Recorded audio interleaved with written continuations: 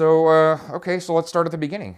Tell me a little bit about where you grew up and what your childhood was like.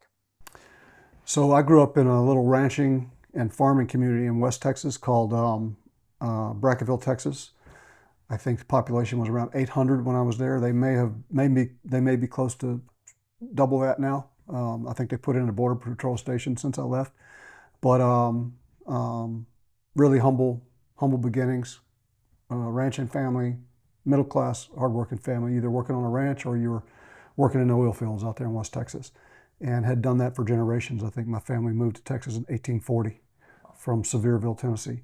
But uh, Spent most of my childhood there, and then when I was in high school, I moved my last 2 years of high school. I spent in Houston, Texas. But family had been generations of just ranch workers. Yeah. So was military service something that you kind of had decided on early on in your life, or was it something that kind of just came by happenstance later? It was um, it played a really important role in my childhood. Being around veterans and learning about military service. Growing up in a small town in West Texas is not unlike growing up in a small town anywhere, whether you're in Texas, Pennsylvania, Michigan, Ohio. Um, Most of the people that I was surrounded by were not college educated people, because college educated people didn't stay in those small towns. They went off to Dallas or Houston or Austin and took a professional job. So you were surrounded by people who were either working class people or military veterans or both. So I remember when I was a child, I'd go into the barber shop every weekend, get my hair cut, and I was surrounded by guys who had served in World War II, Korea, and were currently serving in Vietnam, because I grew up in the 60s. So just surrounded by those guys. And I remember the young guys that were coming in to get their hair cut, getting ready to go off and serve in Vietnam. And I remember the advice they were getting from the guys who had served before them. And I was just captivated by that whole interaction, as a young kid. And I used to listen to them talk with each other, about things they experienced when they were in the military. And most of the time they weren't talking about themselves. They were talking about the friends they made or some of the things that happened to them when they were there. But it was just a great place to grow up, and that played a big part in my decision later on to join the military. Yeah, it sounds like you kind of just always surrounded by it. So then let's talk a little bit about your entrance into the military. Having sort of maybe had a little bit of a cheat sheet, hearing some of that advice passed down, both from people who had served and people who were serving and about to serve. What was your sort of initial entry experience like? What was basic training like when you went through? Yeah, so I graduated high school, or was about to graduate high school, my senior year in high school. A couple things happened. So one was the Iran hostage crisis. Um, and having grown up in that environment where you're surrounded by people, my grandfather served in World War II, my dad was in the Navy. Um, you you had this kind of urge to commit to it, but like a lot of young people, you're like, should I or shouldn't I? So I was kind of on the fence. I knew college was not in my future. I didn't come from that type of background back then. Nobody in my family had graduated from college or been to college, and most of them hadn't gotten out of high school. Most of them, had stopped working, or stopped going to high school and started working when they were, 10th grade or something like that. And I remember asking my grandfather, I said, "Hey, should I, what do you think I should do? Should I go to college?" And he goes, "Well, I don't know anything about college." He goes, but from what I hear, people go to college to work for other people.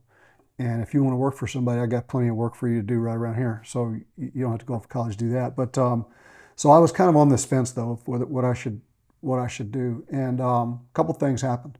So one was the Iran hostage mission, which fired up everybody in my generation, all these patriotic young guys, and they were thinking, man, we got to go back, we got to go do something about this. And the other one was that I got caught driving a load of whiskey from Brackettville, Texas to Baton Rouge, Louisiana. Really didn't know I was doing anything wrong. That was just kind of what we did, and went before the magistrate down there, and he said, he goes, "You realize that, you're driving this stuff across state lines. It's bad enough that you're driving it, but worse that you're, 18 years old then add to it, you're going across state lines. He goes, all that stuff isn't good for you. And he said, you seem like a pretty good kid. Um, what are your plans? You know, are you going to college? Are you going to go to work? What are you doing? I said, well, I've been thinking about joining the Army. He goes, today would be a pretty good day for you to do that, man. And so I, right after that, you know, went and joined, and I knew that, you know, I liked being challenged. I'd been an athlete in high school and stuff like that.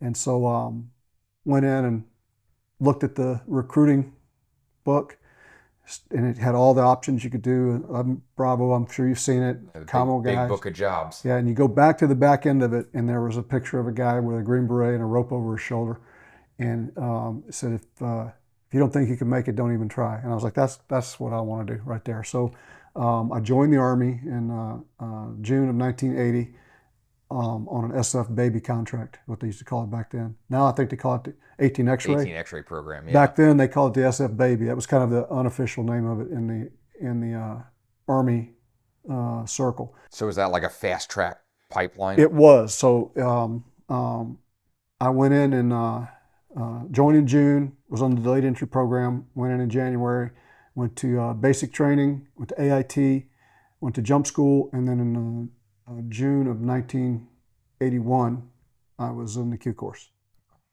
and with no experience. So I was a private first class in the Special Forces qualification course at Camp McCall, North Carolina, and was surrounded by about half and half. So about half the class was new guys right off the block.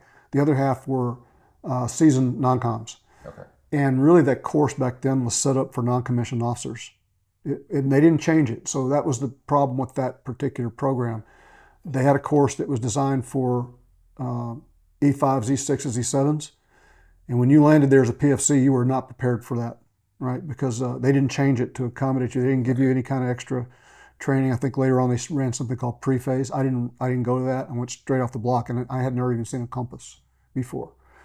And but I was surrounded by great NCOs. And if you think about the timing of that 1980-81 timeframe, if you were an E6 or an E7 in the Army, you served in Vietnam. Yeah. Right. So most of that class, or a lot of that class, have been to Vietnam, and the guy who was the commandant of the course was a legendary Special Forces soldier named Bob Howard, and one of the most influential personalities of my military career. Really set the standard, set the bar very high, and everything I did after that, and everyone I ever met, I compared to him, and I always tried to live up to what I thought his expectations of me would be. What was it about him that was so influential for you? Well, he had this, you know, he's a Medal of Honor recipient. So right off the bat, he had instant credibility. But he was just the calmest, quietest, kindest person. He didn't have to be, but he looked like a G.I. Joe. He was, you know, that typical square-jawed, big scar on his face kind of guy. But behind that, you found a compassionate leader and a very professional person, and when he gave you advice or instruction, it was always just right on point, and there was no BS about him. He was just a quiet, calm professional, and just set the standard for others to live up to. So you're talking about going through AIT and jump school and kind of directly to the Q course. So was there not like SFAS at that point? Like, was there a selection and then Q course, or was it kind of right into the pipeline? No, there was 3 phases. There was phase 1, phase 2, and phase 3. And phase 1 was really probably the equivalent of SFAS. Okay. So it was about 8 weeks long, and it was basically just a skull dragon.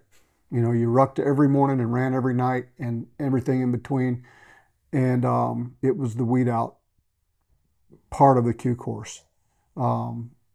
I can't remember the exact numbers, because when you get people going off to different phases after that, so I went off to the commo branch, mm-hmm. had buddies that went off and became medics and weapons guys and demo guys. But by the time we got back together, I think that with the count, there was around 40 people that made it out of the original 180 or 200 people that went to to um, to phase one together. Um, Hard to put an exact number on it because everybody was fractured, but it wasn't a lot. They had a high attrition rate. But phase one was, I think, the equivalent of what is now SFAS. Okay, that makes sense. So once you made it through the Q course, what were kind of some of your first generation assignments like within Special Forces? So I was very fortunate. A lot of the guys, and I was a commo guy when I started, but a lot of the commo guys went to the commo shop, Mm-hmm. where you would have guys on A teams out doing their missions, and everything was done by Morse code back then, right? We didn't have digital stuff, so everything was using the old World War II generation Diana pads, leg key, and you had to encrypt and decrypt everything using a trigraph. But most of the new commo guys would go to the commo shop and they would sit there and receive messages from A teams deployed around the world. I was sent to a B team, so I didn't go to the commo shop. I was fortunate enough to go to a company, and I was working and the B team was the company headquarters, so I was down at the company level, and kind of worked directly for the company commander as one of his commo guys, and it was random fate that put me there. I could have very well ended up in the ComL committee or in the commo shop, but it ended up on the B team. After a short period of time on the B team, one of the team sergeants there, who was his name was Francis Komorowski, old SOG guy, ran the scuba team, and he came to me and he said, "Hey, Private Hooten," he said, "do you think you can pass scuba school?" And I said, "I think I can." I said, "I've never had anything I couldn't pass yet." I said, "So I don't see why that'd be any different." And he said, "Good, because I need a demo guy." And I said, "Well, I'm not a demo guy, I'm a commo guy." And he goes, "It's easier for me to take you, put you through scuba school, and then send you to demo school than it is for me to find a demo guy that can pass scuba school." Right? He's been Okay. had a slot that he'd been trying to fill for a couple of years. And so I went to scuba school, and then as soon as I got back from scuba school, I immediately went to the demo training and cross trained as a demo guy, and then I spent the rest of my life in Special Forces as a demo guy. And was on ODA 511 back when they were on Fort Bragg. Now I think they've all moved on to Campbell, but we were on Sante Road. And it's funny we were on Sante Road because most of the guys in my company, the senior non-coms, had been on the Sante raid. And it was A Company 1st of the 5th, which had been the interim counterterrorism force while they were making the Army Special Mission Unit. So it was known as Blue Light Company. I don't know if you've heard that term, I have a couple times. but Yeah. all the team sergeants in that company and a lot of the NCOs on the teams had been to Vietnam, and most of them had been on the Sante raid. So A Company, 1st Battalion, was the primary force for the Sante Raiders. And we ran a place called Mott Lake, which was the Special Forces Counterterrorism Training Center. I think they would call that SFARTEC now, right? Okay. Yep. Right? Used to be just called the Lake, Mott Lake. Yeah. And it wasn't as formal as it is now. But yeah, we were the cadre for that. So, in some previous discussions with you, we also talked about some time you spent with the atomic demolition program. Yep. I spent several years on that particular A team working at Mott Lake, and then one of my teammates moved over to 2nd Battalion, 5th Group, A Company, 2nd Bat, and he had transitioned over as the warrant. So he went to the warrant officer program, and he was basically running the team. They didn't have a detachment commander, and he asked me if I wanted to come over and be his demo guy. And I had just a lot of respect for him. His name was Timmy Kennedy, and he taught me into going to work for him. So I went over as a demo guy, and it was what they used to call the Green Light Team, which was a special atomic demolitions and munitions team, which, to just put it in simple terms, was backpacked nuclear weapons. So we had nuclear weapons that were small yield, so 0.1 kilotons to 1 kiloton yields, depending on how you programmed it. But it would fit in the back. It would fit in a large Alice, Okay. and you would either halo it in, scuba it in, or static line it in, or walk it in to a precise location. And the idea was that you could use it as a tactical nuclear weapon that on specific targets that were too large to hit with conventional munitions. So like a dam behind enemy lines, or some locks that maybe were used in the Dardanelles Straits between the Black Sea and the Mediterranean, stuff like that, where you might not be able to drive in truckloads of conventional munitions, but you could backpack it in and probably do that with minimal risk of starting a nuclear war.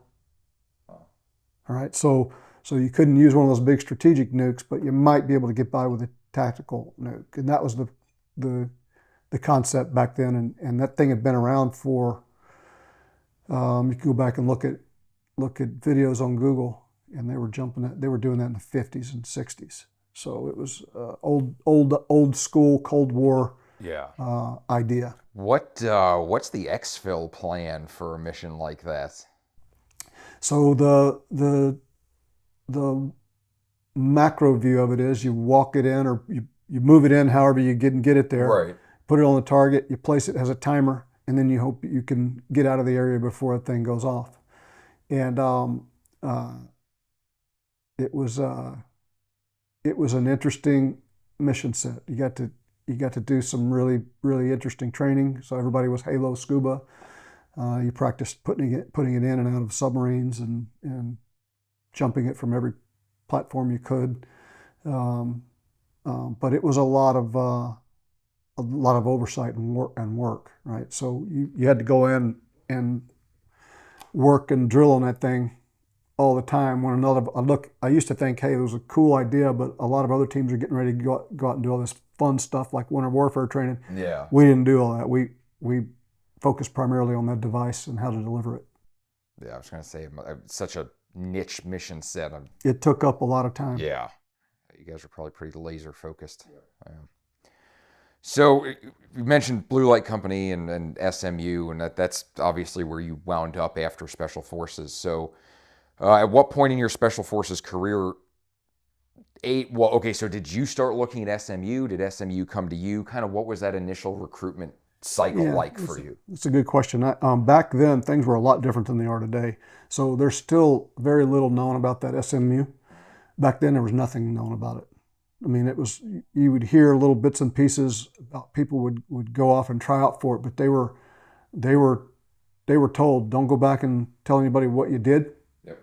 One way or the other. Either you make it or you don't, but either way, you're not to go back and say, I went to a selection for a special missions unit. You went out there, you disappeared for 3 weeks, you came back, and you'd say, hey, where'd you go? And most of the time they would tell you, hey, I was off training. And you kind of would gather what they were talking about, but they wrote the fear of God into them about talking about it. And if you had a close friend, he may tell you, that's what I did. And then you'd ask him, well, what was it like? And he go, really can't talk about it. So it was a very closely held secret, and people did a good job of keeping it a secret. I think there's a lot of more information out there about it now. But there was nothing out there about it then. So I had a teammate that had gone, and I'd known a couple guys in the company that had gone, and you just kind of gathered that that's what they had done. They'd go away for a month or so, and they'd come back, but none of them had successfully completed it. And so, and they were, for the most part, some of the most physically fit, best guys in our company. So you're thinking, man, it really must be really super hard for those guys not to make it. And actually it could be a deterrent. I know a lot of guys that went, well, man, if he didn't make it, I'm not going to go, And when I had gone to scuba school, one of the guys in class actually ended up being my swim buddy, was from that particular organization. And I maintained contact with him just informally for a period of time after scuba school. And when I got to the point where I was old enough, so you had to have 4 years, 3 months in the Army. When I hit that time, he reached out to me and invited me to a recruiting visit. So we went out. I went and sat in on the initial recruiting briefing, and then I went to selection shortly after that. Without going too far into the weeds, can you talk a little about what that selection process was like versus what Special Forces selection was like? Yeah. So the biggest difference is that when I went to the Special Forces qual course early in my career, um, they would take you out on these long, arduous ruck marches or runs, and they set the pace. Right? You either hung with them or you didn't, and they were extremely fast, and that's probably what got most people, was not being able to keep up with the physicality of the course. And when I went to selection in the mountains, you had none of that. You were the guy that set the pace, right? And you didn't know what the time standard was. So they would tell you, I need you to move um, 30 miles from point A to point B. You can get there any way you want to. Don't use roads. Don't use trails. Um, um, That was it. that was it. And and you're timed, but you don't know what the time standard is. So you'd ask them, what's my time thing? And I said, move as fast as you can move, man. That's all we can tell you. So you can't backwards plan and set a pace and Yeah, you have build to, in rest you have stops. to, you're thinking, man, do I need to be just trying to sprint this thing, or do I need to be pacing myself? There was no way of determining that. So it was just you measuring yourself every step of the way, going, can I give more than I'm giving right now, right? And there was no feedback. There was no speed up, slow down. It was, how fast can I move now, and can I keep doing this? And when you got to that point, you didn't necessarily know that was the last point, right? So you may move that 15, 20, 30 miles. When you get there, that may be the last point, but they may say, okay, here's your next point, right? So it really was just um, measuring your ability psychologically to live under that particular set of constraints, or no constraints is how you might look at it, right? So how do you handle that, right? And the trick is, you just move as fast as you can move at the time. Do the very best you can every step of the way, not knowing if that's going to be good enough or not. But you just certainly know that if you're not doing the best you can do, that you're probably not going to make it. Yeah. Right. But you didn't have anybody driving, and really the Q course, if you're in shape for that particular type of activity, it's not that hard, because they're going to take you out and they're going to run you. If you can keep up with them, that's it, right? All you got to do is follow the guy in front of you. The other selection course was a lot different. You're by yourself. You don't have any feedback, and even at the end of the day, they stop you for the night. You're not talking to anybody else. You're basically alone, and you don't have any feedback. You can't talk to a guy and go, how did it go today? How fast did you move? How far did you move? So you have no feedback one way or another. You are totally isolated, making these decisions under stress. Route selection. So nobody's telling you which way to go. They just say, go from here to there. When I was in the Special Forces qualification course, those long movements, you didn't have to navigate. They were doing it for you. Now, there was a navigation portion of that, but on everything else, you just put your head down, followed the guy in front of you, and kept up. This thing, you chose the route, you chose the pace, everything about it was on your shoulders, and you didn't have any feedback from anybody else. Much more individually focused. Much more individually focused, and the psychological component of that is a lot more demanding. Makes sense. Yeah. This year is the 30th anniversary? 30th anniversary. 30th anniversary of Operation Gothic Serpent, probably one of the more high profile operations for SMU. So let's talk a little bit about that. What was the original kind of mission tasking look like for you guys? And you guys, that particular unit has caught a lot of the sort of pop culture spotlight, but there were other units a part of it, and that you guys got drawn into that. So what did the initial setup look like for your unit? Yeah, so it's been 30 years, so you got to forgive me. A lot of this is memory, but when it first uh, when it when it first came to our attention was in early summer of 1993, and there was some other stuff going on at that time frame. There was some a very big, high profile mission that the whole unit was kind of focusing on. This thing in Somalia didn't really pop up on our radar screen as being like an earth moving event. It was kind of like a UN peacekeeping operation, and we weren't really involved in it. We were just, it was on our radar. We were kind of watching it out of the corner of our eye, but we really had something else that was a lot more important. And the way that the the cycle of training and operational needs of the unit were back then, you had a cycle where you were on a 3 hour string. So in other words, you got to be able to be, that's the tip of the spear, got to be in and gone in 3 hours. And then you had a little bit longer string where you were kind of like a backup to that. And then you had the guys who were off that string that had an 18-hour recall, parameter. So I could actually go to the beach if I was on an 18-hour string. But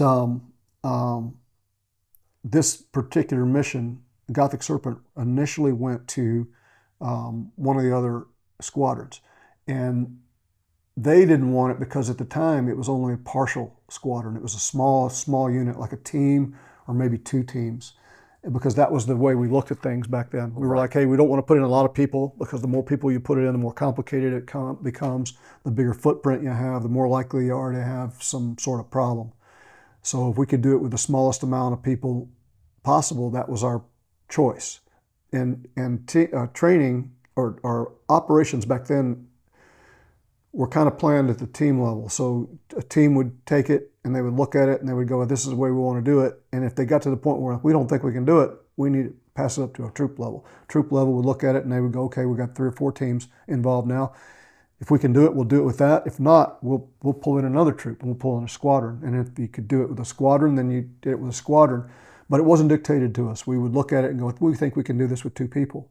And then they would say, okay, well, go ahead, don't mess it up, go do it.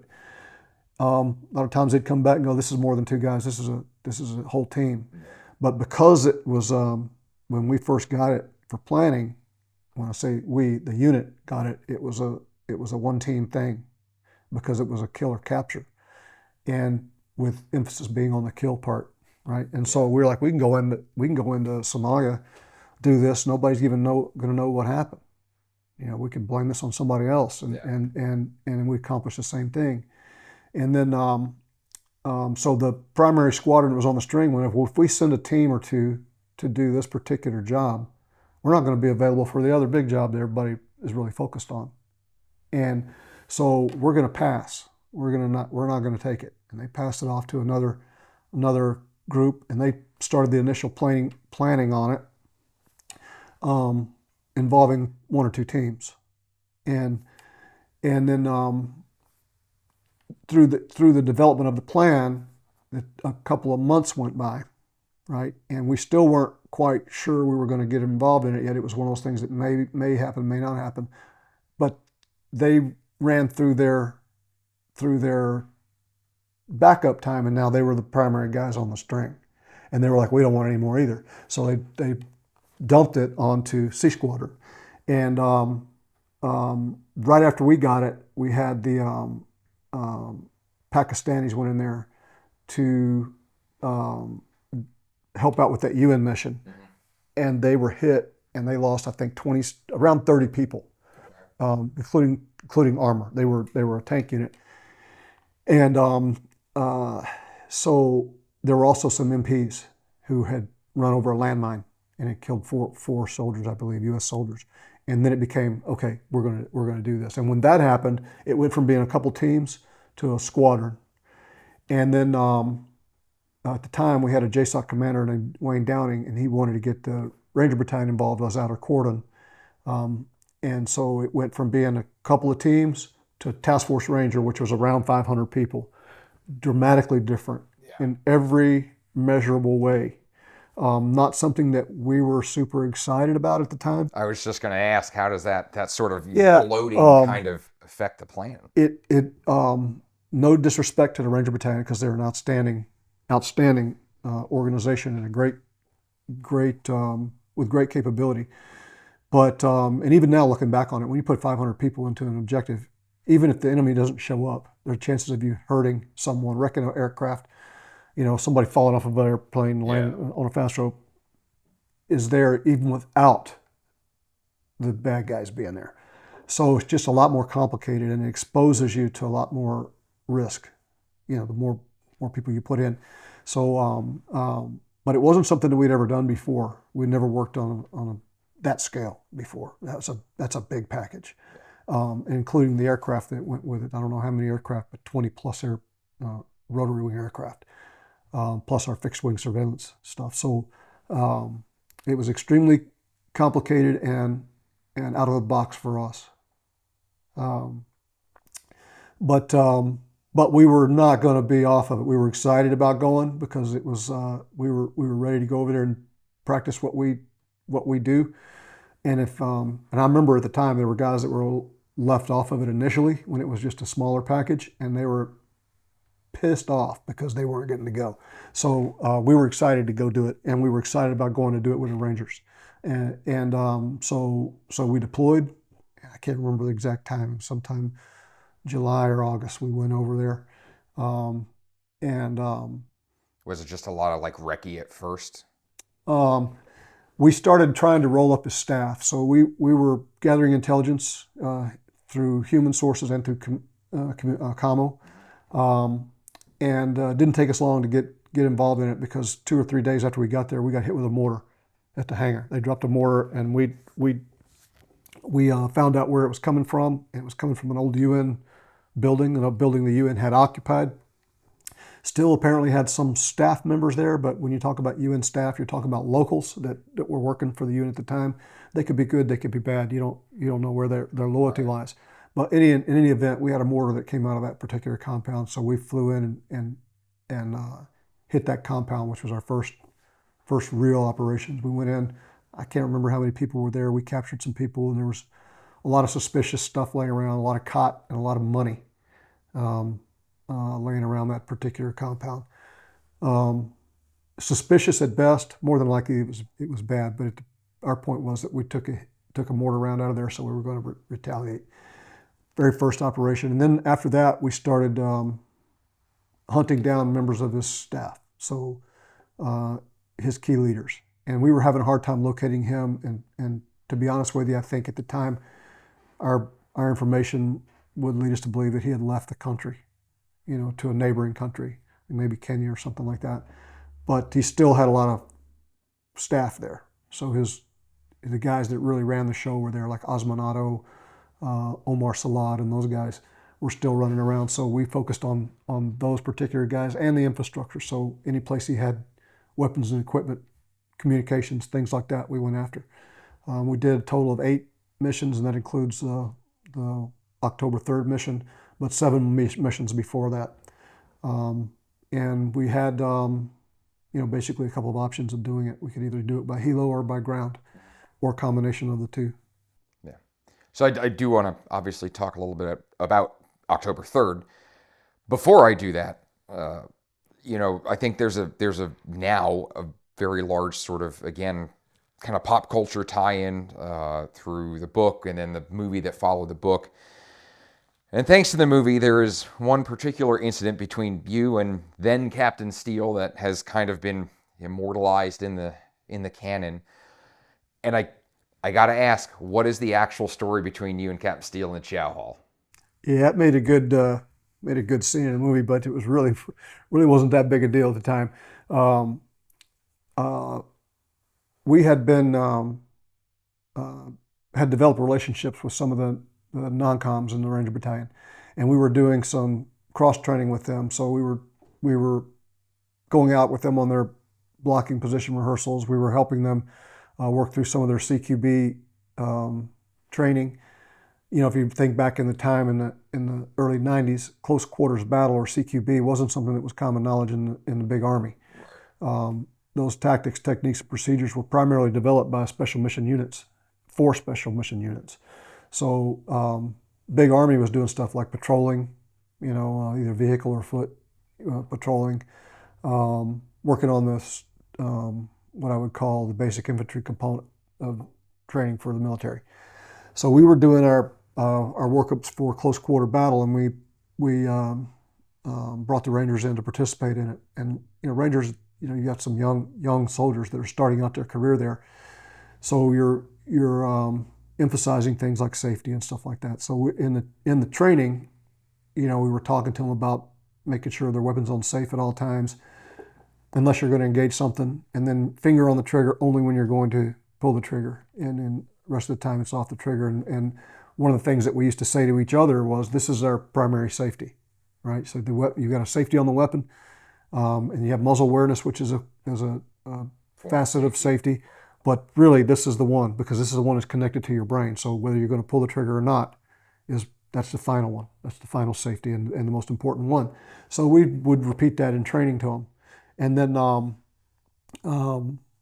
it stuck. And then later on, either that day or the next day, I'm going through the chow hall, and felt somebody tap me on the back, and it was Captain Steele. He wasn't a bad guy. I mean, Right. he was it makes it loud like he's a bad guy, but he wasn't. He said, "Hey, Sergeant Hooten, your weapon's off safe." And I said, "Yeah." I said, um, "It's safe. Don't worry about it," because we had a different clearing process, right? So when you cock an M4 or an M16 family of weapons, and then it'll go on safe, right? But once you drop the hammer, it will no longer go on safe because the weapon is no longer cocked, Right. right? So we store our own weapons like an armorer. So we had our own arms room. So when we would safe our weapon, we would drop the mag, clear the chamber, make sure that you eject that round, inspect the chamber, and then drop the hammer, Which point you couldn't put it back on safe. which you won't go back on safe. But that's what armorers do, right? They Right. drop a hammer. So when a young soldier hands his weapon to an armorer, it's on safe. First thing he does is he inspects it, makes sure it's clear. He drops the hammer, puts it in the rack. So that was our process for doing it, and he didn't really understand that at the time. And he said, it's off safe, and I said, well, here, put it on safe. Really, as a teaching point. And he said, it won't go on safe. What's wrong with it? I said, it's not cocked. Weapon is safe. So when I can walk up to a weapon of that particular family in the middle of the night, I can pick it up and I can try to put it on safe. If it doesn't go on safe, I know the weapon is not cocked. And unless somebody did something like open that weapon up, drop one in the tube, if it's not cocked, there's a good chance there's nothing in that tube, because in order to put one in the tube, you have to cock a weapon. Right. Right? And so I don't know that it's safe when I pick it up and I can't put it on safe, but I know it's not been cocked. Right? So it's a good indication of the status of the weapon for me. But that's just kind of the way we did things.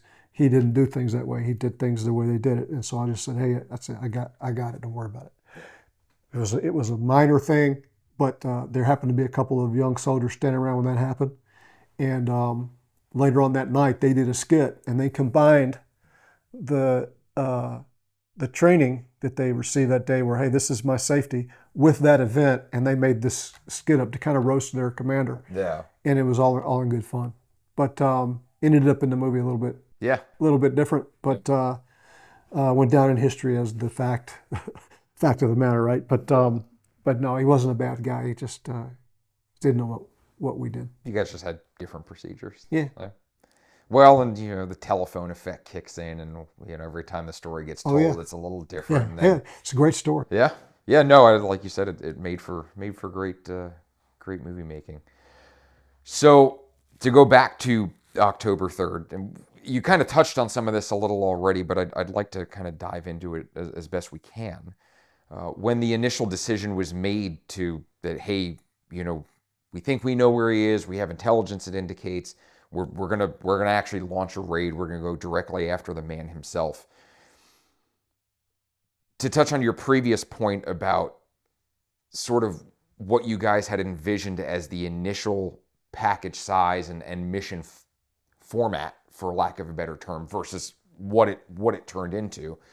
Um, what were some of the concerns going to that? Was there, maybe any thoughts about, well, maybe we ought to shrink this down a little bit? And if people get outvoted and overridden on calls like that sometimes, but were there any concerns with the plan, and what did kind of some of that finalization look like, before the final go command?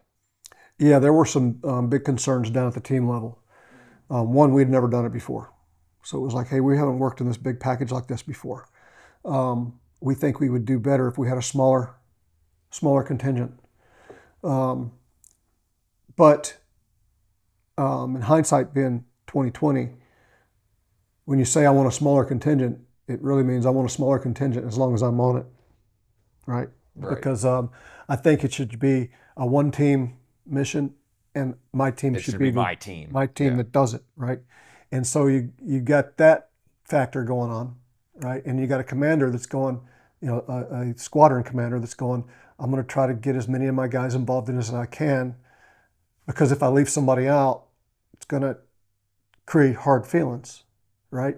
And not necessarily hard feelings, but disappointment, right? And so um, there was that that factor, right? And then magnify that when you go up to a guy who's a JSOC commander. He goes, I want to get people involved in it, because if who do I leave out, right? And so it went from being and this is just Norm Hooten, team leader Norm Hooten talking. I wasn't a general officer, so I don't really, I can't speak for them. I'm sure maybe General Miller may be able to give you some more insight into it. But from my perspective, this is what I saw that went wrong.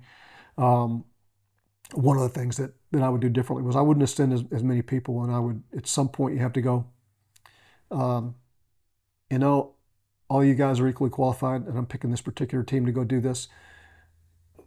And the rest of you guys are, I love you, but you're not going. And that's a difficult call for a commander to make. And I think there was a little history behind it, because if you go back to the first Gulf War, there were two squadrons that went over. So initially, the big mission for the Gulf War was something that was called Pacific Wind, and it was the recovery of the U.S. Embassy in Kuwait City, right? Because the initial thing that the Iraqis did is they moved into Kuwait City and they took over the U.S. Embassy. And our mission, being the squadron that I was in, was the big mission of that particular event. And everybody was like, man, that's a complicated, dangerous mission that is really right up the alley of that particular unit. We're like, this is what we were built to do, and we're going to go do it. And we were really stoked about it. We did a big, extensive train up for it, and we launched with our sister unit from the Navy, and we were on the aircraft carriers getting ready to do it, and they released everybody. Right, the other two squadrons were preparing to do scud hunting in the deserts of western Iraq. We didn't do our workup for that. We were working on what we called the big one, the big mission, right? And when that went away, we went back to Bragg and kind of set it out, right? And so there was some heartburn about that on our part. It was just bad luck, you know. And so coming off the heels of that, because that was what, 91, something like that. So 18 months later, you're rolling into this thing, and you don't want to tell some guys they're not going. Yep. Right? Because they're already pissed off about not being included in the other one. Because you're talking about commandos here that train their whole life to practice their trade, right? And so I think there was a little bit of that going on, But again, I'm looking at it from a team leader, not from a GO. But in any event, we went with a much bigger package than we probably should have gone with, and we paid for it. Well, and some of the fixed wing air support was also kind of cut off that package as well, as I understand it. I mean, that has become a talking point after the fact. Yeah. So hindsight being 2020, But I remember when we went over, and I remember that you're talking about the C-130 gunship, Yep. and I remember when we were told that wasn't going over. I never batted an eye at that. Really? It wasn't something that we didn't look at these guys as not going up against a near peer, and you're not going up against a big army. You're Yeah. going up against militias, unorganized militias, gangs really that kind of ran very loosely around in a city. Um, and I'm not quite sure that if we'd had that particular asset on October 3rd that we would have been able to use it much. I think that maybe on the second crash site where Randy Sugar and Gary Gordon were at, if they would have had that, it could have bought them a lot of time, which is really really what they needed. If they'd had an hour or two of fire support, we could have organized and gone and helped them out because we would have been more aware of what was going on over there. We didn't know. Yeah. But they could have used it over there to buy time. But I'm not quite sure. There was like a major factor. I just don't. And there are people that will disagree with that. Like I hear Mike Durant. Of course, he was at a different crash site. Right. And I agree with him. Maybe it could have helped over there. But where we were at, I'm just not quite sure that we would have used it that much. Yeah. And I'll tell you for certain that sitting around with team leaders in the TOC prior to deployment over there, that never came up as a big talking point. It never came up where we were going to go, oh, we got to have this or else. It was like, we're not taking a gunship with us. But we had done things before without taking a C-130 gunship. And we had a lot of close air support assets in the form of rotary wing. So we had little birds and we had the DAP, and we thought that was sufficient. Who could imagine you're going to go into that kind of crap, right? Yeah. I mean, so it just wasn't that big a deal when we were talking about training. One of the other things that kind of gets brought up, and I believe it is actually kind of mentioned in passing in the movie, is timing. Like, broad daylight, middle of the day, which again, hindsight's 2020. But to your point about the gunships, was timing a factor, or did you think that it was going to be in and out fast enough that you could get away with it? Yeah. So the way things worked over there was that it wasn't like you got to plan on a target very long. These guys were moving continually. They were never in a place more than a couple of hours. So they would pop up on you'd either get some sort of signal intelligence or some sort of human intelligence. They would tell you that there's going to be a meeting at this particular time. It's going to last 30 minutes and they're going to be gone. And so, and that intelligence may come 15 minutes before the meeting. So it happened to us a couple times. So when we went over there, we would go through our deliberate training, our planning cycle, where we would say, okay, we think this guy's going to be here on next Saturday, and we're going to work a plan for it, right? And then, boom, it would happen the next day we wouldn't have time to plan for it. So we missed some opportunities because we were taking too long to plan. So we figured out that we would come up with a playbook, for lack of better terms. So we'll come up with a playbook and we will just keep these certain set of plays. There'll be 3 or 4 of them. And when we get information that there's going to be a meeting or a target is going to present itself, then we're going to pull out the best play for the particular scenario. And then we can rehearse all of these plays over and over and over again, and then it won't take us long to launch it. So we could go from getting the word to the standard process would be they would come in, they would call the team leaders to the TOC, and we would walk into the TOC and we would get the briefing, and then they would blow whistles in the hangar. And by the time we got back to the hangar to put our gear on, our team was ready to go because we had an assistant team leader who was getting things ready, and the rotors were turning, and we could get that package off the ground in 5 to 10 minutes. With 5 to 10 minutes notice, we could be launched and ready to go. Worked very well because like I said, we've done a lot of other missions prior to October 3rd. But the problem is after you work it a few times, pretty soon the other guys start to figure out what your playbook is. Mm-hmm. Right. Yeah. And no matter what you do,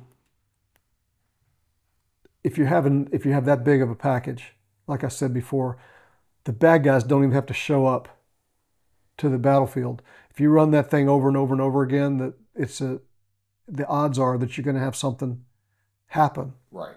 Right? You're going to have a kid fall off a fast rope. You're going to have a helicopter crash, and it's not shot down. Just a number of things that can happen when you have that many moving parts to a plan. And I think that October 3rd was a combination of, one, the bad guys being lucky, two, just poor timing, poor luck. In other words, we've done it so many times. It was adding up. It was sooner or later you're setting yourself up for something to happen, and it happened. It all came together on October 3rd. So from team leader Norm Hooten's perspective, when did you feel like, was there a moment where you kind of had oh shit, this went sideways? Yeah. So as we started doing those missions, like I said, there were 8 of them. The resistance and the problems we were running into on the ground became a little more gradually and getting a little hotter, right? So we were getting more ground fire.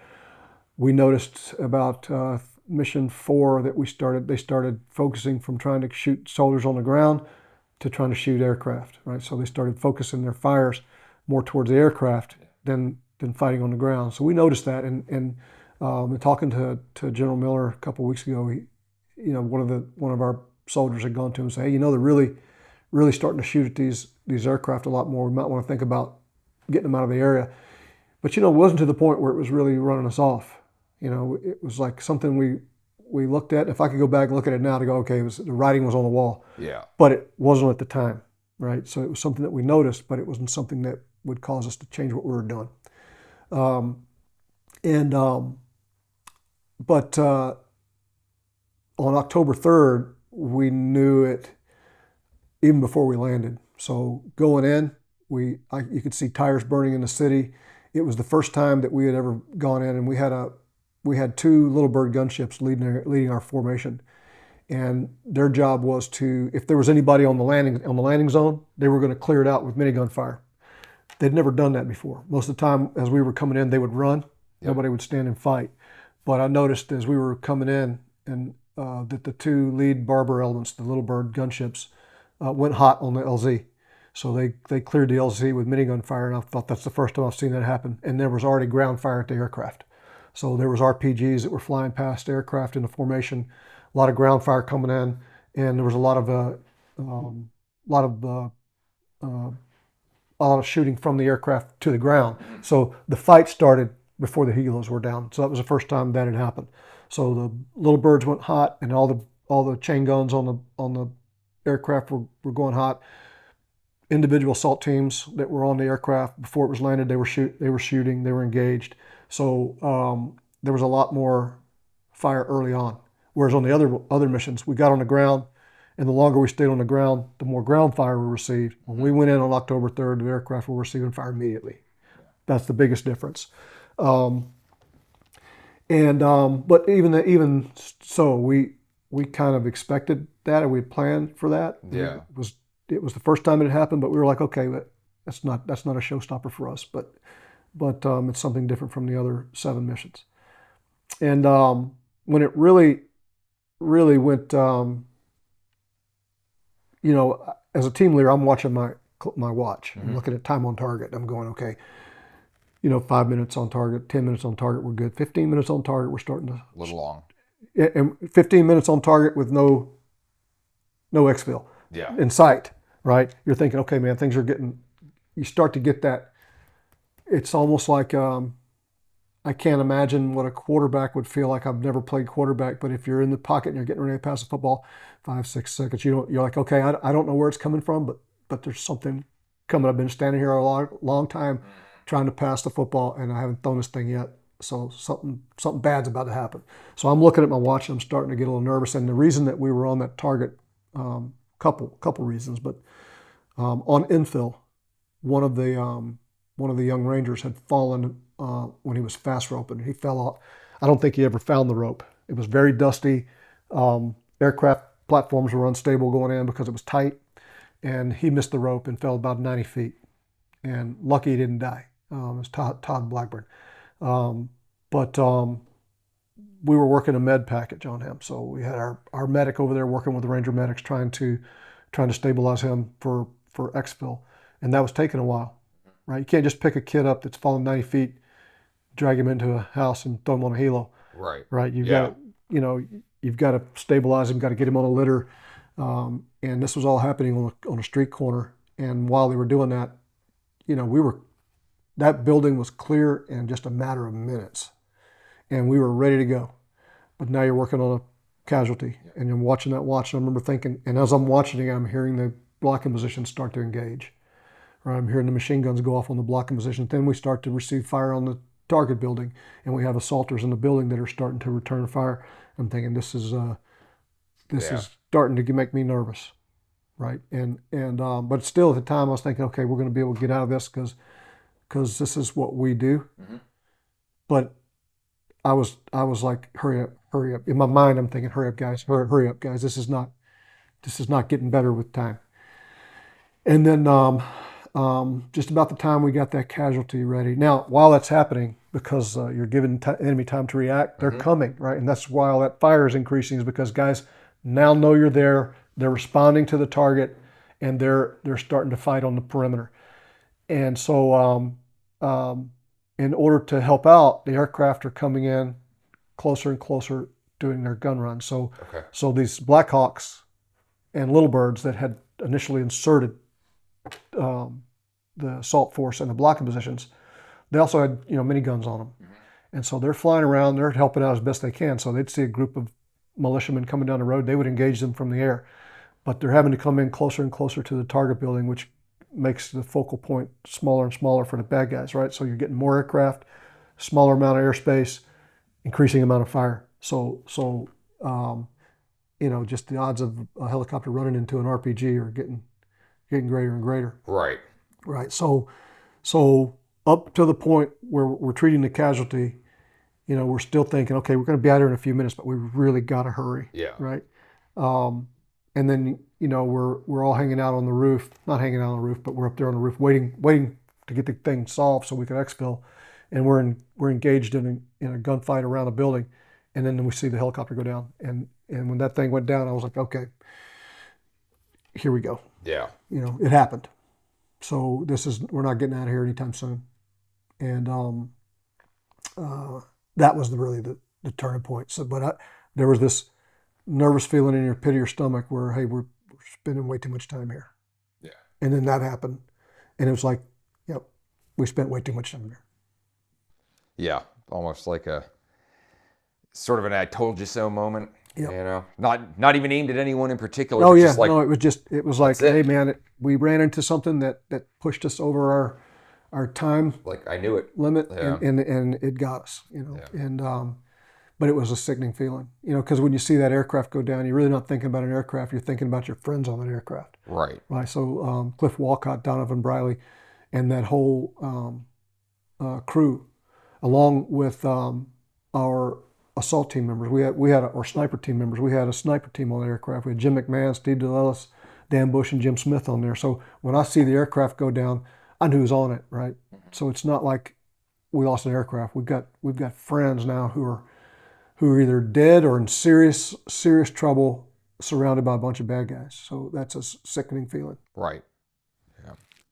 From that point, there are obviously, there's a handful of accounts out there and portrayals of it with, I'm sure, varying degrees of accuracy all around. But again, just kind of stick to the frame of reference that most people are familiar with.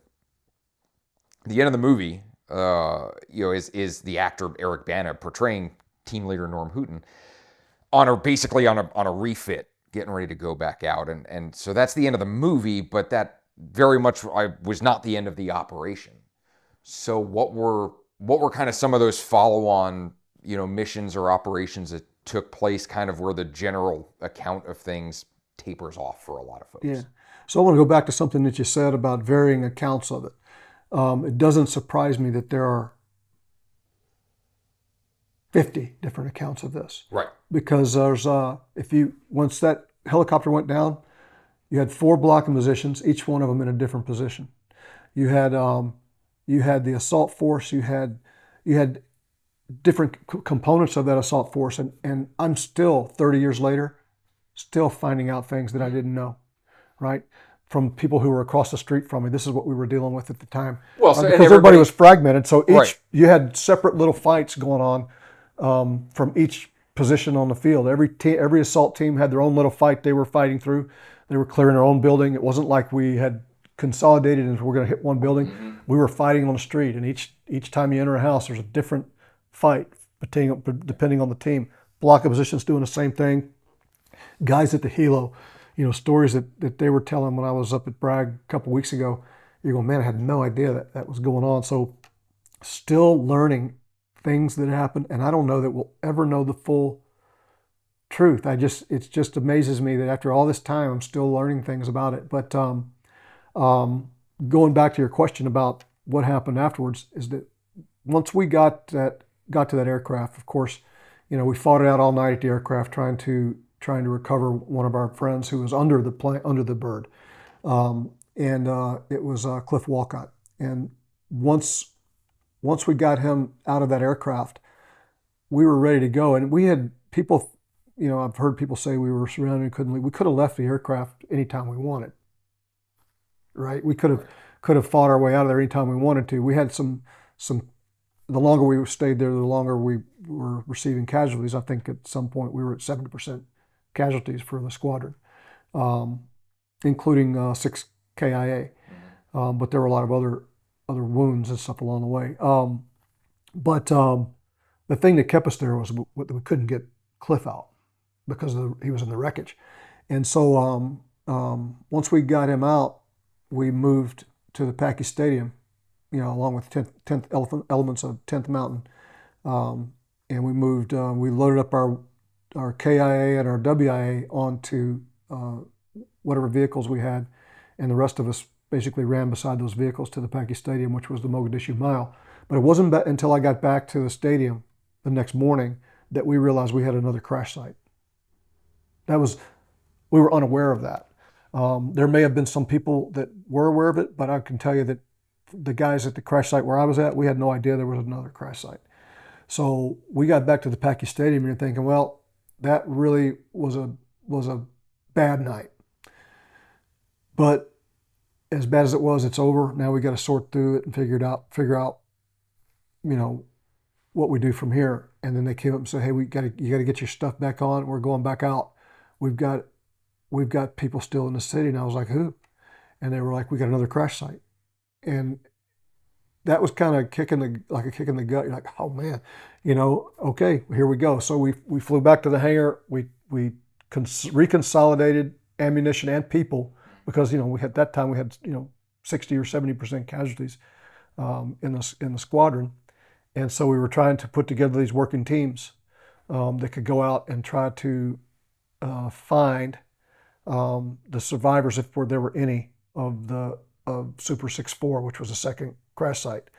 And we had one of our teammates had been to the crash site with 10th Mountain. His name was John Mazonas, who was a true badass. And he went to that crash site alone, not alone, but with 10th Mountain. But he was on kind of on his own.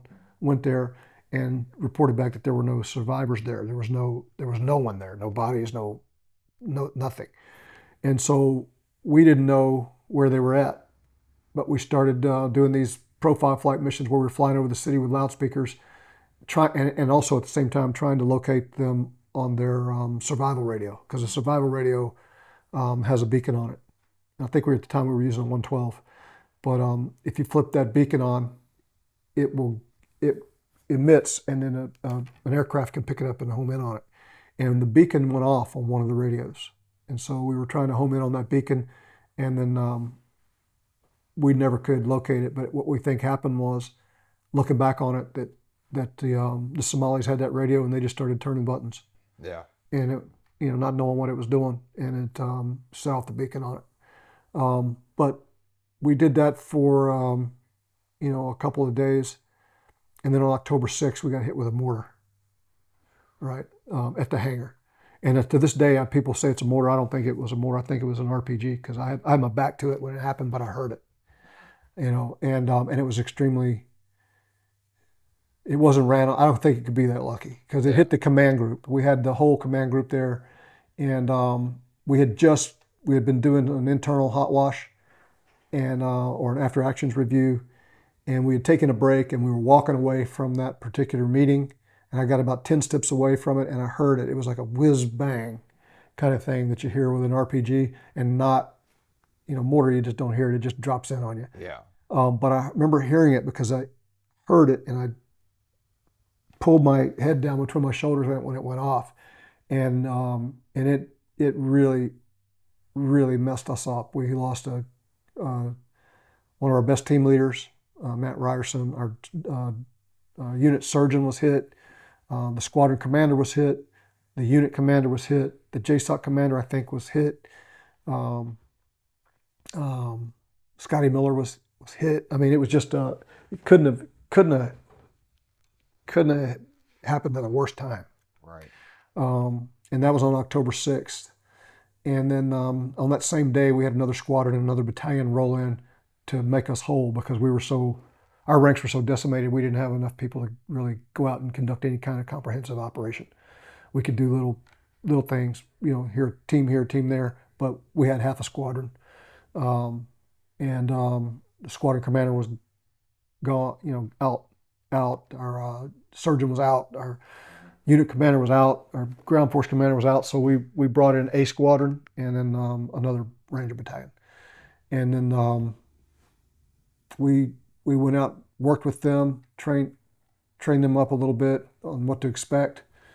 And then not long after that, we got the call to redeploy everybody. So we took the whole package of Task Force Ranger, went home. I think it was 14th or something like that, if I remember right. But but yeah, the initial effort after the crash of Super 6-1 was really trying to locate the survivors, if there were any, of Super 6-4. And I want to say they kept Mike Durant for 2 weeks, something like that, before he was finally released. And once they released him, we went home. I hesitate to use the term silver lining, but if there is a positive to be pulled out of incidents like this when they occur, I think in some cases it's the lessons learned for future generations. And as a guy who came in even to Big Army a generation after you, probably a generation after you got out almost, I would argue some of those lessons learned, and I even remember hearing like, well, there's certain things that we do now, particularly in terms of certain focuses in terms of combat marksmanship and individual medical skills that came largely out of that incident, and those lessons trickled down not just through the special mission community, but eventually I think to Big Army at large. What do you think were some of your personal lessons learned, whether it's skill sets or mission planning, but what were some of the things that you took on from that into the remainder of your career in that unit? Yeah, you're exactly right when you say that the silver lining is the lessons learned. Because if you look at Mogadishu on a personal level, it's extremely significant to me and the guys that were there. But on the scale of things like D-Day or something like that, it's really minuscule, Right. right? But if you look back in the history of the U.S. military, the old expression that I used to hear in the Army all the time is that the Army's always fighting the last war we were in, right? And so when we went into Vietnam, we went in with Korean War tactics. When we went into Korea, we went in with World War II tactics. When we went into World War II, we really the last experience we had was World War I, so we kind of rolled in there with that kind of idea. So in a 24 or 36-hour gunfight, we lost a lot of people that were close to me personally, but we learned a lot. And I think it gave the Army a head start on what they would encounter, or the military in general, a head start on what they would encounter 10 years later after September 11th, right? Things like that you were talking about, like our medical training and process on the battlefield. The biggest thing that I could see was that armor, right? Because we went in there, and our idea of armor was taking sandbags and lining the back of a Hummer with it. That's what we used for armor. And I remember after that, I was sitting down with Colonel Boykin, and I said, "Hey, sir," I said, I was working with Houston SWAT. I worked with New Orleans SWAT. I worked with Atlanta SWAT. And even the SWAT teams have armored vehicles. They all have a 113 or something that they Yeah. use to go in and punch a hole in a wall or whatever. And I said, and we drive around. Every time we've been to combat, we've lost a helo. Almost every time. We lost a helo in Panama. We lost a helo in Grenada. We lost a helo in the first Gulf War. We had and almost every time we respond to that, we have to go borrow somebody's armored vehicle, right? In Panama we used Task Force Gator, and I can't remember what the infantry unit was down there, but they helped us. They gave us a 113 at a crew to go out and help us run around the city. And I said, I think it's about time that we get our own armored vehicles.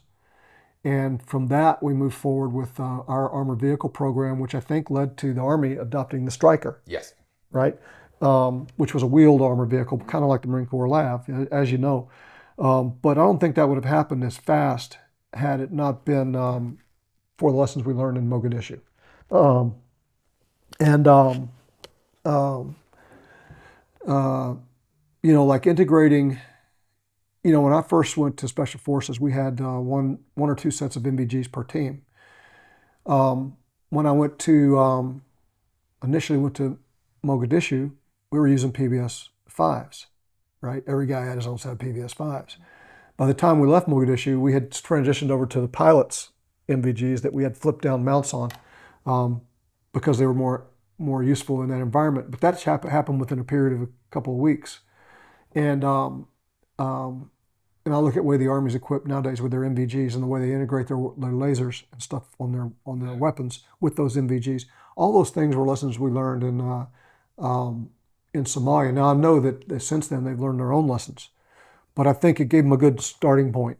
I think they started at a better point, after 9/11 than we would have had we not had had Mogadishu. Yeah. Yeah, I would agree. And like I said, again, post 9/11, actually in a Stryker unit, ironically enough, um, still remember hearing stories about, well, yeah, like we this is something that guys learned in Mogadishu. And so again, a lot of it was kind of medically related and again, integration and things like that. Can you tell us anything about maybe what the rest of your career in special missions look like after that incident? Because again, this is the thing that everybody knows, and it's sort of the pop culture frame of reference. But I feel like we kind of stop right there. How long did you stay with the unit after that? And again, without too much detail, can you give us any kind of idea about sort of what was next for you after Moog? Yeah, so I stayed almost another 10 years after that.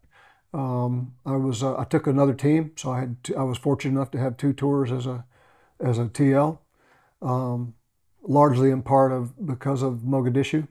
So after we got back from Mogadishu, I finished out my first team leader span of time, and then I was scheduled to go off into training.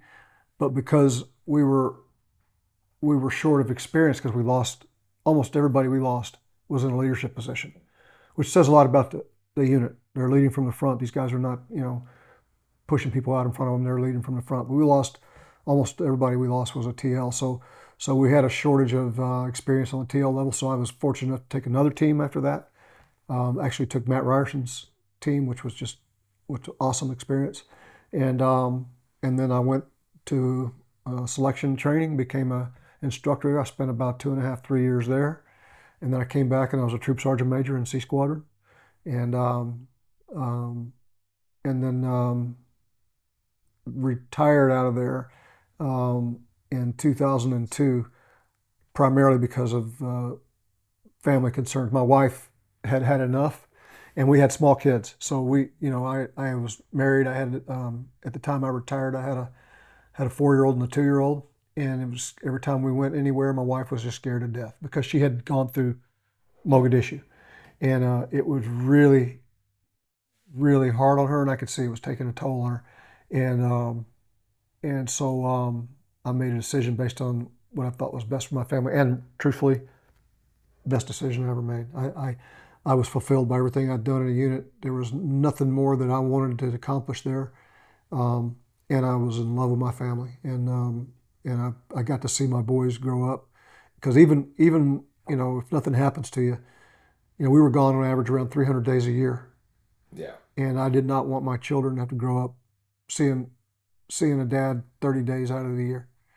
And so and I got to see them grow up to be fine kids, and I got to experience that, which I wouldn't trade for anything. But yeah, I stayed there for about 10 years. I think most of our focus at that point, right after uh, Mogadishu, we continued to had always had a focus on um, narco terrorism down in Central and South America, primarily because the money that they make off the drugs they use to fund terrorism with. So that's the unit connection to it. So we focused on that. We focused on the Balkans at the time because I know the Army picked up and we all moved over to the Balkans and started focusing on that. I was in and out of Tuzla several times, um, and then I think that carried me through to the end of my career. But it was either narco terrorism in South and Central America or missions in the Balkans.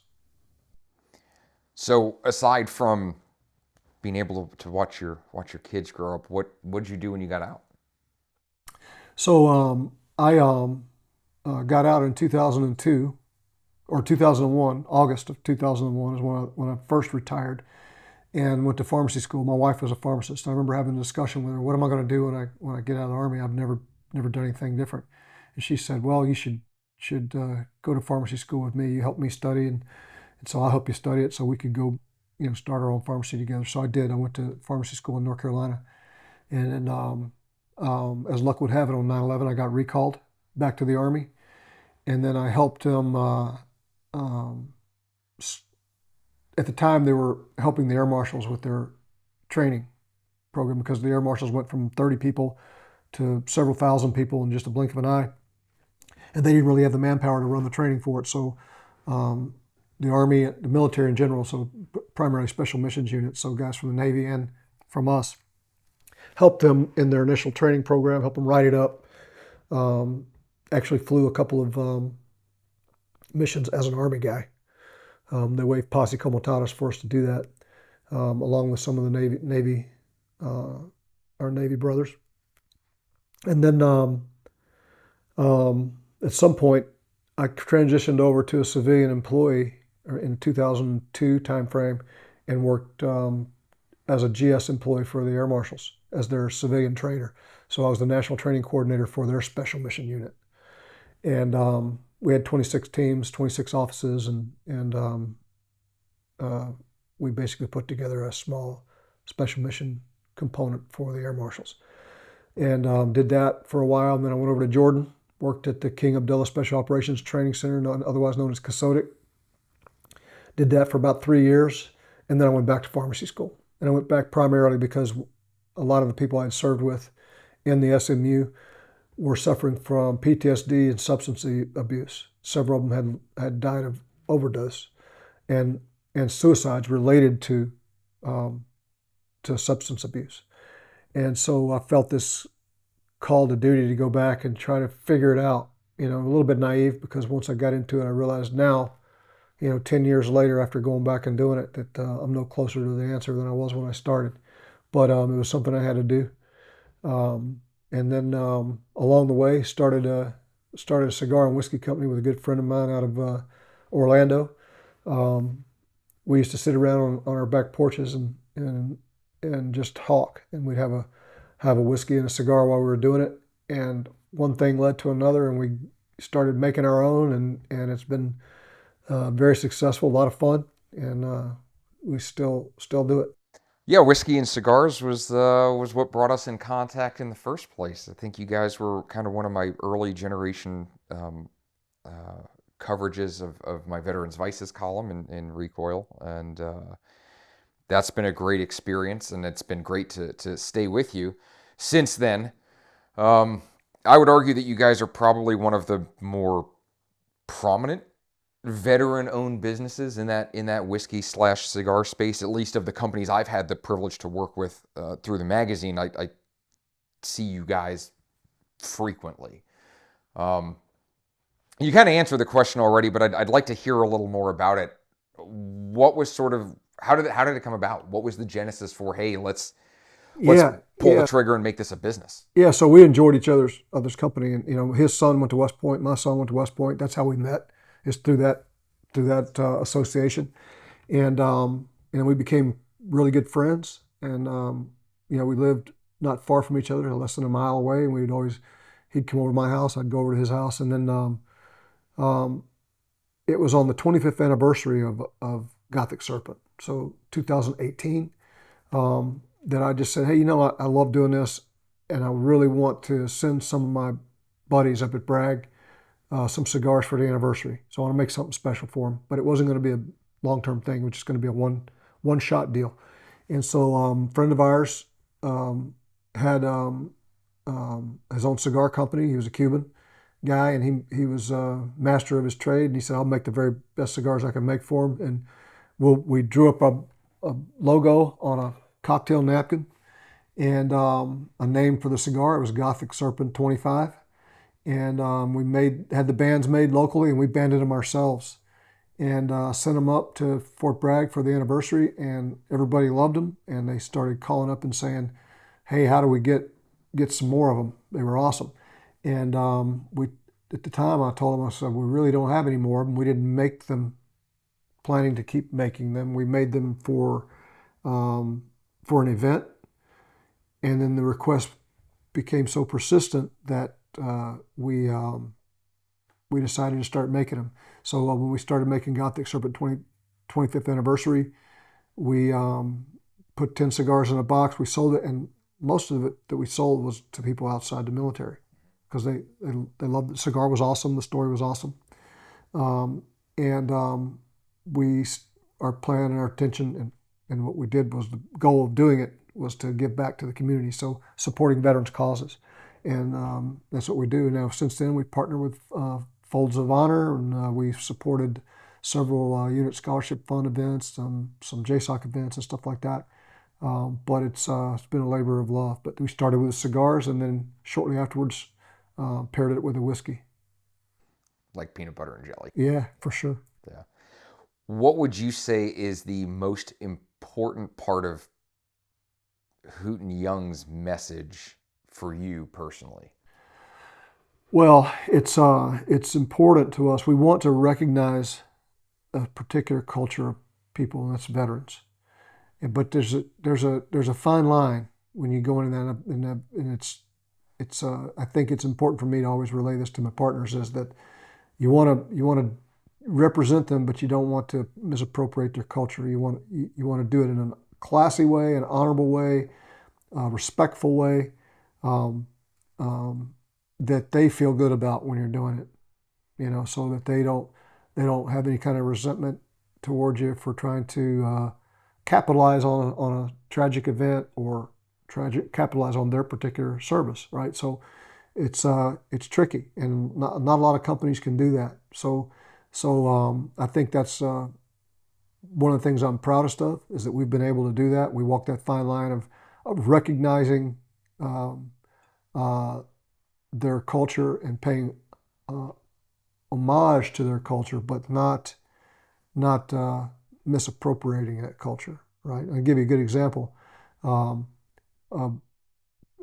buddy of mine in the SEALs called me up. I sent him some cigars, and he said, love them, but man, every time I get a cigar from you, it's like something to do with the Army. Like I got the Ma Deuce, I got this and that, and he goes, you're not giving much love to your brothers on the Navy side. And I said, well, I can do that, but I don't want you guys to think that I'm trying to steal your thunder. Right. Right.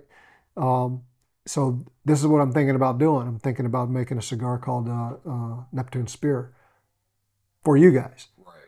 How is that going to be received by you guys, by your people?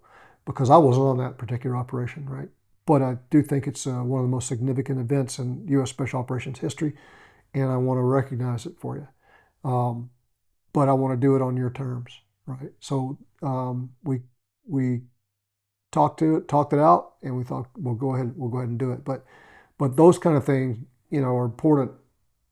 That you do it, but you do it in a respectful way, and that's the intent. That's the mission of Hooten and Young, and that will be the way we conduct ourselves as long as I'm associated with that company.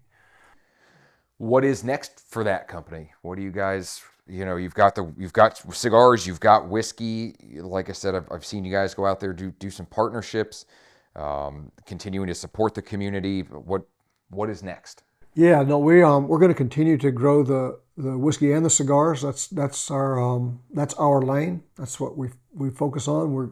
We obviously have our own apparel, and we're going to try to build that out a little more. But all that stuff is peripheral to the cigars and the whiskey. Really excited about where we're going with the with the um, with the business. We are in the top 10% of companies that fall into our category. So boutique whiskey companies, we're in the top 10% of revenue annually on it, and that we did that in a very short period of time. There's a lot of companies that have been around a lot longer, um, and that is a result of the team effort of the guys that we have around us. We have some just awesome teammates. We're looking at some partnerships with some other veteran-owned whiskey companies. I don't want to let the cat out of the bag too early, but really, really excited about it. And with some cigar initiatives that we've got going on. But we're doubling every year in size. So we've been very blessed. Dramatic growth trajectory. Super, super, super excited about it and had a lot of fun doing it. That's awesome. Thank you so much for taking the time to sit down with us. I really appreciate it. Oh, it's a pleasure. Thank you guys for taking the time to come do it. It's a long drive. Thank you. You betcha.